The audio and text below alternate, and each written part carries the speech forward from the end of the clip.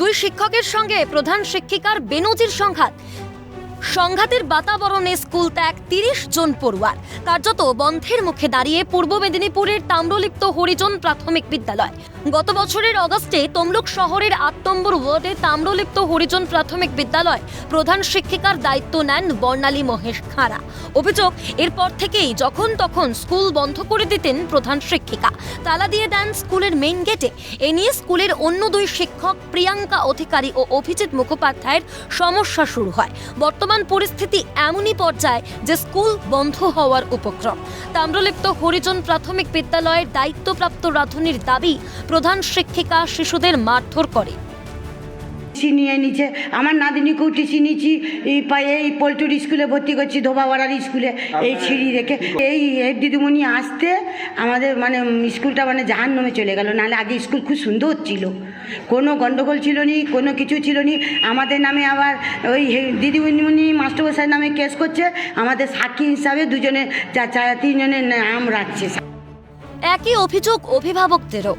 আমার ছেলেকে বিগত একদিন স্কুলে ধরে ওই নতুন দিদিমণি এসে, ও অ্যাবনর্মাল পাগল, হঠাৎ আমার ছেলেকে একাকে স্কুলে ঢুকিয়ে মেরেছে, খুব মেরেছে, মেরে তার গলা টলা টিপেছে, পাঁজরে লেগেছে। আমি হাসপাতালে মেডিকেল করেছি, আমার কাছে এইসব প্রুফ আছে, কেস করেছি আমি।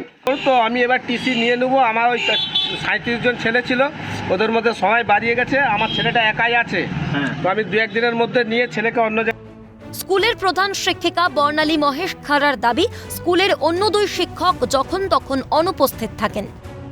ম্যাক্সিমাম ছাত্রছাত্রী এখানে অসুবিধার জন্য টিসি নিয়ে নিচ্ছে, নিয়ে আসছেন, আর দুজন স্যার ম্যাডাম ঠিকঠাক মতো এখানে স্কুলে আসে না। স্কুলে গন্ডগোল হয়েছে, কেস হয়েছে। দুজন স্যার ম্যাডাম রিটার্নে তাদের কন্টিনিউ বেতন পেয়ে যাচ্ছে, 4-5 মাস তারা স্কুলে আসে না, আর এসআই আমাকে হেনস্থা করছে।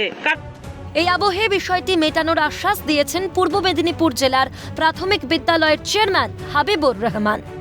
তবে কেন এরকম ঘটনাটা ঘটলো, আমরা এসআইকে বলেছি বিষয়টা খোঁজ খবর নিতে। তাহলে বেশ কিছুদিন ধরে ওদের টিচারদের মধ্যে একটা সমস্যা হচ্ছিল, ভুল বোঝাবুঝি হচ্ছিল। তো কেন এই ঘটনাটা ঘটলো আমরা সংশ্লিষ্ট সবাইকে ডেকে আলোচনা করব, তবে এটাকে আমরা দ্রুত মিটে ফেলতে পারব। পড়ুয়ার অভাবে স্কুলের অপমৃত্যু কি ঠেকানো সম্ভব হবে? অরুণভ মান্নার রিপোর্ট, ক্যালকাটা নিউজ।